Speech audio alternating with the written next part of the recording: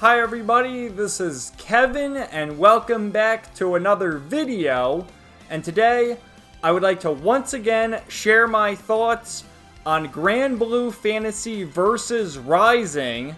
Now that the 2.1 update has been out for a few weeks, of course we have the brand new playable character in Galleon, but there were also a bunch of new quality of life features and updates, especially the revival of Bruise Legends, which I finally got the platinum in this game after so many months, because the only one I was missing was to get to level 50 in Bruise Legends, and they revived it, man, and I'm on my way to level 100. I didn't think I was going to get to level 50. Now I'm level 80 something, and by the end of the week, I probably will be level 100.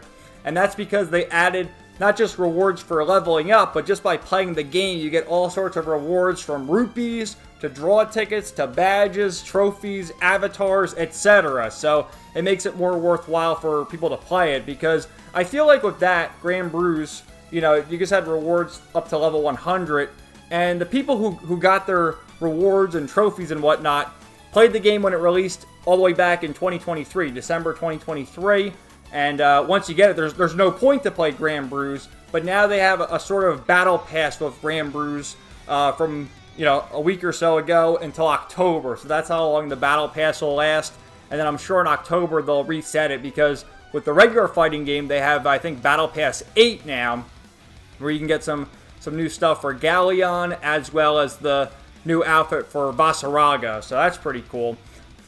But, you know, I've been playing Granblue Fantasy Versus Rising since, I want to say, January of this year. I played it pretty regularly over the past 6 months now, and it's a very fun game. I enjoyed the story mode, especially in the first game from 2020 from Versus, and it sort of continues on in Versus Rising. But they also added another story segment once they added Sandalphon's character a few months ago at the 2.0 update. So that was cool, and plus there's a few more characters. I think 3 or 4 other DLC characters they're going to add.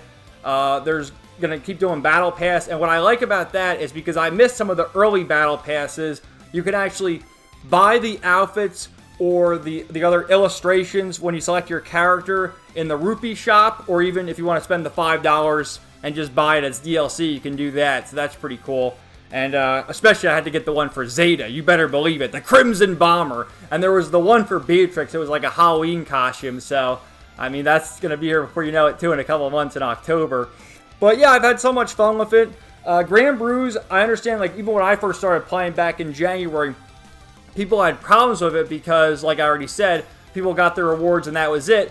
But you could still get matches every now and then, especially because they have the daily and weekly rewards for the rupees. So it'd be like, do a round of Bruise and you'll get 100 rupees or whatever.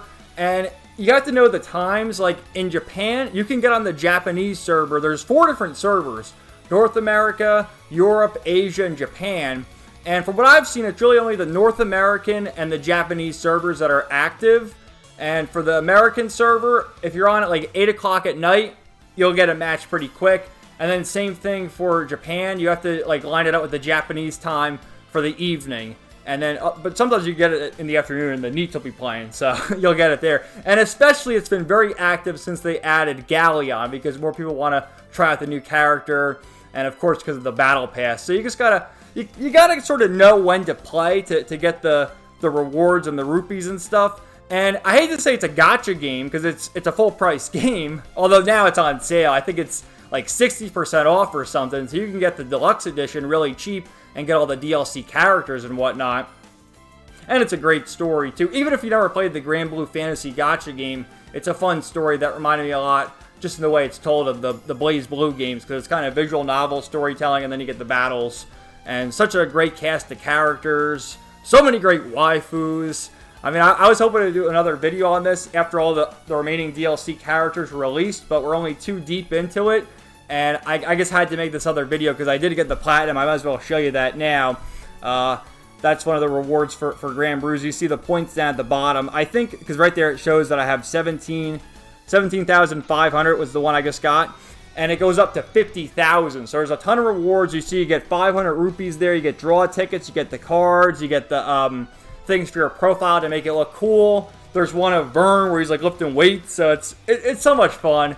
And, you know, I strongly recommend it. Like, if you played Granblue Fantasy versus Rising, you're used to the fighting game stuff, and you're like, oh, I have my film, you definitely want to go back and play some Bruise Legends just to get the remaining trophies and whatnot. And also, if you play online with friends, it is a lot of fun. People have compared the minigame to Fall Guys. I never played Fall Guys, so I don't really know. But for what it is, it's really fun. You go through the obstacle course, some platforming. The second stage, there's one that I really do like. It's when you go and grab the gold bars, because you sort of work with others. You're in a team with 2 others. And that one's really fun. There's the other one where you're shooting the enemies, and you gotta avoid getting hit, and then also attack the slimes. But the one where you collect the bars is really fun. And then also, in the end, you can get another obstacle course at the end, which is very challenging. But I like the one where you're avoiding the bombs, and you gotta, like, throw the bombs at the opposing players and knock them off the ledge.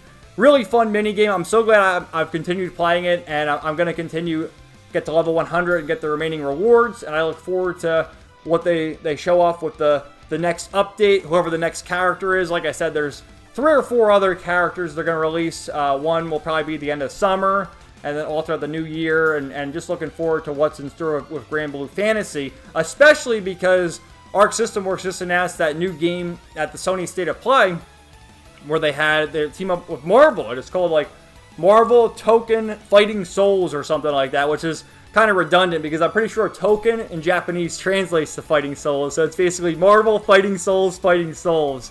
But I'm looking forward to that game as well because, you know, I never thought I'd say this, but I've become a fighting game fan really since the BlazBlue games. I really enjoyed the BlazBlue games, and I decided to continue with the Granblue Fantasy games because it's the same developer as Arc System Works, and I'm deep down the rabbit hole now. So thank you guys so much for watching. Let me know your thoughts in the comments down below, and stay tuned for more videos coming soon. Everybody have a great day, and peace out. 99.